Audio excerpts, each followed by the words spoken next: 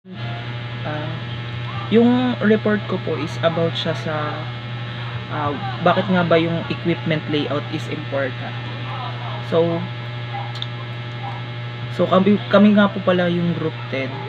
Ah, nandito pinagatian lang po namin yung report namin, which is taglilima kami. So, yung napunta sa akin is yung why equipment layout is important. So, bakit nga ba important yung equipment layout? Syempre, dahil dito sa equipment layout, napapadali nito yung trabaho.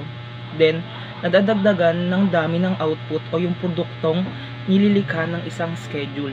So, mas napapadali din nito yung trabaho. Ganun pa man, meron pa rin itong negative effects sa mga manggagawa. Tapos, nagiging banta ito sa tinatawag na empleyo dahil sa mga pinapalitan ng makina yung mga dapat na tao na gagawa. Yung example nito yung facility blueprints. So next naman is yung safety. Sa safety naman is syempre nagkakaroon tayo dito ng maayos na plano, then yung sa pangkaligtasan din para sa mga empleyado. Syempre nagdudulot din to ng ligtas at epektibong operasyon. Maaari din itong makabawas sa mga aksidenteng maaaring di na kaya ng gawa ng makina ng tao, ng pasalidad at kalikasan. Sa pamamagitan nito, yung safety precaution naman, yung plano ay dapat masunod sa occupational safety and health. Tapos may tatlong example dito, which is yung evacuation map. Syempre alam naman natin yung evacuation map. Doon lahat dumadaan lahat ng mga yung mga nasalanta, like yung mga bagyo or anumang mga sakuna. Tapos kasama din dito yung sa hazard map and safety markings.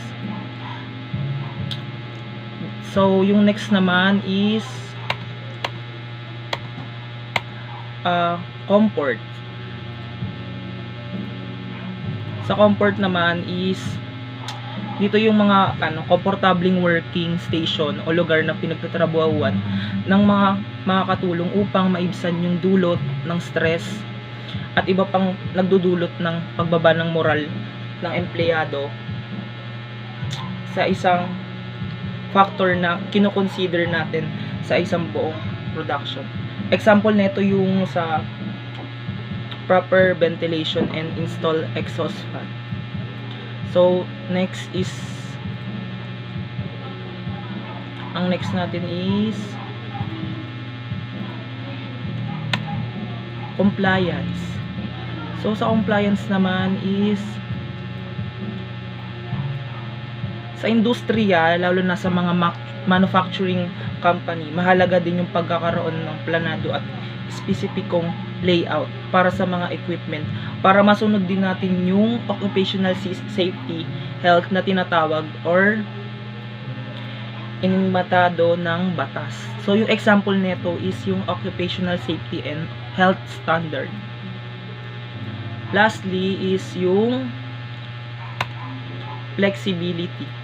Sa flexibility naman is magagamit ito sa iba't ibang uri ng operasyon gaya ng lamang ng pagpoproseso ng iba't ibang produkto sa isang klaseng makina kung saan ito ay pwedeng ilipat ang pwesto o lugar ng kanyang pagle-layout ng walang sinasaala-alang mga tao, pasilidad at kagamitan.